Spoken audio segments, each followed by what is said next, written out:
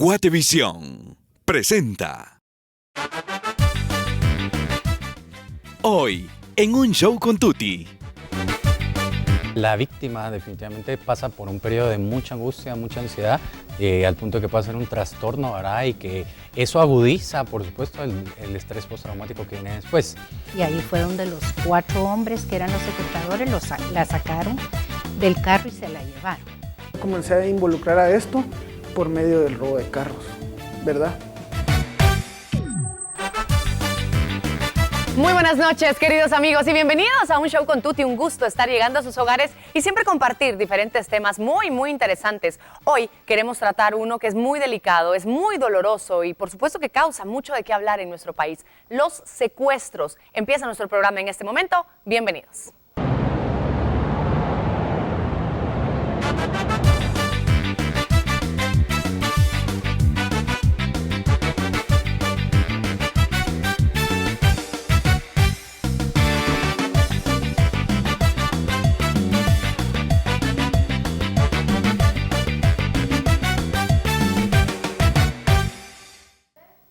Bueno, para dar inicio a este programa y un tema tan delicado que causa mucho miedo y mucha conmoción en toda Guatemala, me da mucho gusto presentarles a ustedes al licenciado Maynor Melgar. Él es secretario general del Ministerio Público. Licenciado, gracias por estar hoy con nosotros. Buenas noches, ¿cómo está? Buenas noches, con mucho gusto. Gracias. Y también nos acompaña el licenciado Carlos Carrera. Él es licenciado en Psicología Clínica. Gracias, Carlos, por estar con nosotros. Buenas noches. Buenas noches. Yo creo que es importante hablar un poquito de cómo está el asunto de los secuestros, que tiene de primera mano todas las cifras. Licenciado, me gustaría saber cómo ha ido cambiando a lo largo del tiempo, en los últimos años, por ejemplo.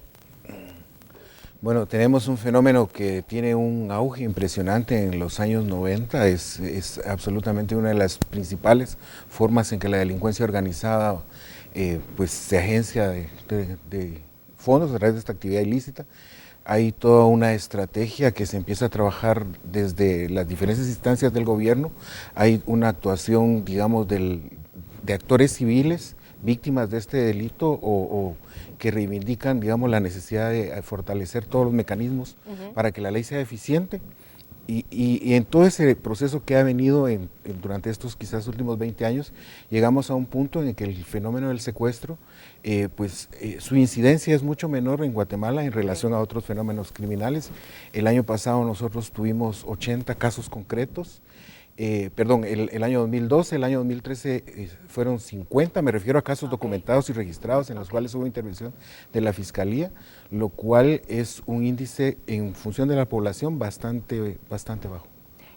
Tengo entendido, y creo que eso es interesante también entenderlo, que el secuestro realmente solo se tipifica así, si se me permite decirlo de esta forma, cuando hay un requerimiento económico por parte del secuestrador, al secuestrante. Es decir, si a mí me llevan y solo es para robarme el carro y me dejan por ahí tirada, eso no sería un secuestro, aunque momentáneamente, 1 hora, 2 horas, 20 horas, no sé, me privaron de la libertad. ¿Es así, licenciado? Digamos, del modo más sencillo, un secuestro es privar en contra de la voluntad de una persona y requerir a cambio algún tipo de beneficio, que puede ser económico o puede ser de cualquier otro tipo. Cuando se dan esos dos elementos, estamos hablando de la figura del delito de secuestro. Y cuando es, por ejemplo, el robo de vehículo, pero por un tiempo sí me privaron de libertad, o digamos hay algún abuso sexual de por medio y me privaron de libertad por un tiempo, eso entraría dentro de otro delito.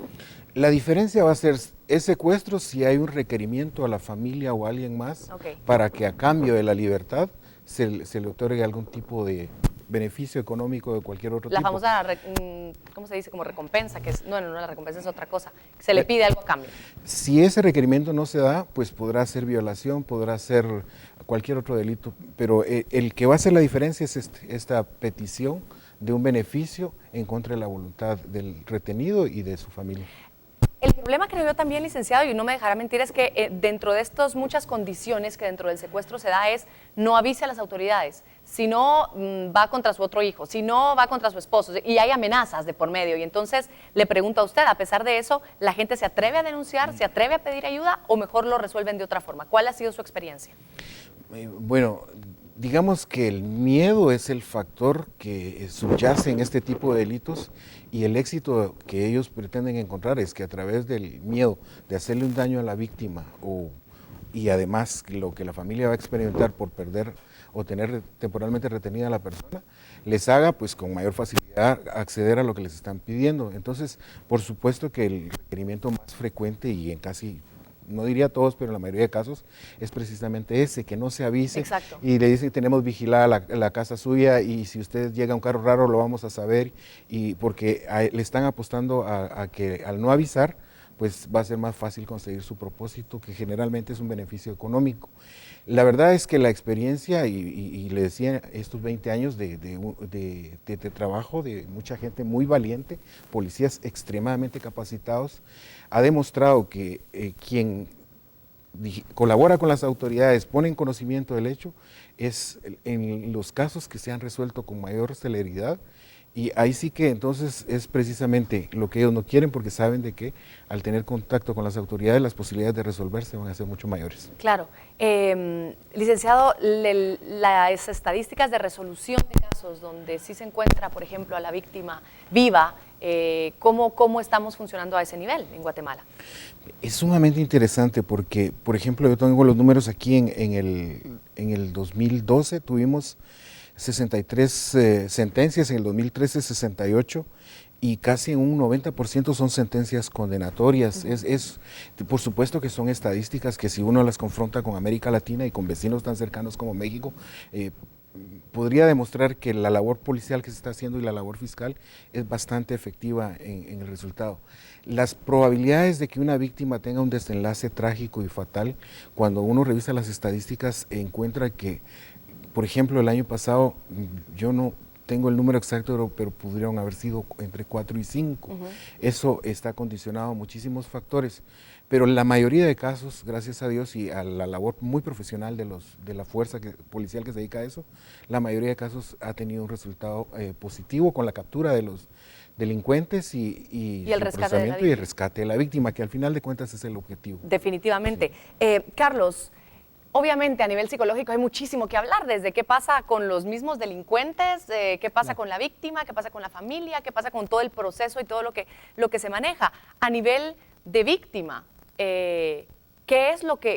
¿cuáles son los trastornos más comunes que una persona durante el secuestro experimenta y post-secuestro? Bueno, mira, básicamente se habla mucho más de lo que sucede después del secuestro, que es básicamente un estrés postraumático. Sin embargo, la víctima definitivamente pasa por un periodo de mucha angustia, mucha ansiedad, al punto de que puede ser un trastorno, ¿verdad? Y que eso agudiza, por supuesto, el estrés postraumático que viene después. ¿Qué es lo que sucede? Muchas personas que han sido víctimas del secuestro te refieren de que no saben realmente qué está pasando o qué va a pasar. Entonces eso definitivamente genera mucha ansiedad en la persona y puede generar también trastornos fisiológicos, ¿verdad? O sea, vienen somatizaciones, el cuerpo empieza a reaccionar de forma extraña y la persona no sabe qué está pasando, pero es precisamente por eso, o sea, no sabes si te van a matar, si vas a sobrevivir, qué está pasando afuera. O sea, tu vida está en un hilo todo el tiempo. Exacto, el contacto que tienes también en esa estructura de los secuestradores, ¿verdad? Porque una cosa es quienes cometen el secuestro, otra cosa es la persona que está cuidando al secuestrado también, y que muchas veces esa relación también que hay con la persona que te cuida tiene mucho que ver en qué puede pasar en tu cabeza y cómo puedes desarrollar un trastorno más serio también. Se ha hablado también de esta identificación de la víctima con el victimario en muchos aspectos, pero en este creo que es precisamente por un asalto famoso, si no estoy mal, o un secuestro, creo que es el síndrome de Estocolmo, si no estoy mal, donde la víctima se llega a encariñar, lo voy a decir de esta forma, tú corrígeme, con el secuestrador. Cuéntame un poquito de esto, ¿cómo funciona? Mira, básicamente no es cariño como tal, pero es una identificación nada más. La persona logra como trasladar la posición en la que está la otra persona, ¿verdad? Entonces logra identificarse de cómo esa persona puede sentirse.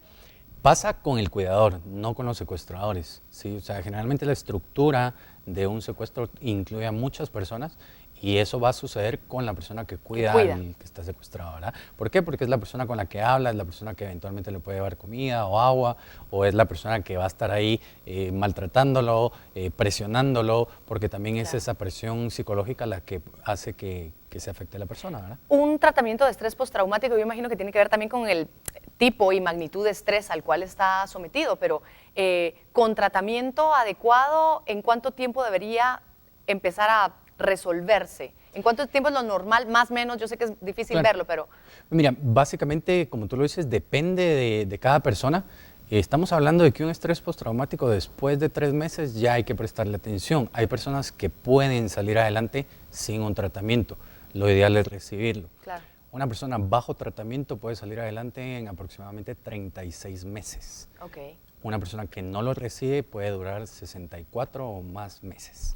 Sí. Hoy estamos hablando sobre el secuestro, queridos amigos, y parte de lo que en algún momento y con casos pasados, desde los 90, como usted bien lo comentaba, que era como el momento muy, muy álgido que hubo aquí en Guatemala, hay varias personas capturadas, hoy en día secuestradores, que cumplen condena incluso de pena de muerte y que están obviamente ahí en stand-by, como decimos todos, en espera. ¿Qué pasa con estos casos?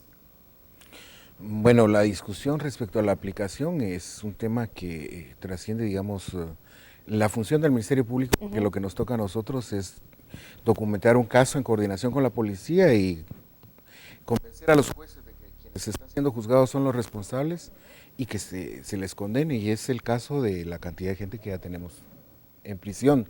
Ahora, la ejecución de la condena que ellos tengan, eso sí ya le compete a otras autoridades. Bueno, muchísimas gracias por haber estado con mucho nosotros, licenciado. Carlos, también gracias. Yo te pido que te quedes un poquito más porque hay mucho que hablar desde la parte psicológica, desde muchos ángulos en el caso de los secuestros, que es nuestro tema de hoy. Le quiero recordar que redes sociales están siempre a su disposición para que se ponga en comunicación con nosotros y podamos entonces interactuar de esta manera durante nuestro programa. Hacemos la primera pausa comercial y volvemos con más.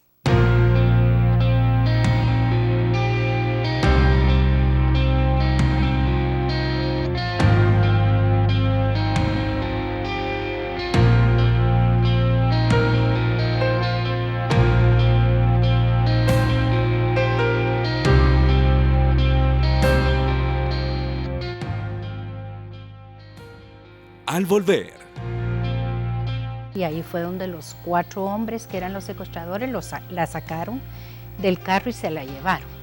Me enteré de que la habían matado desde el 29 de julio del 96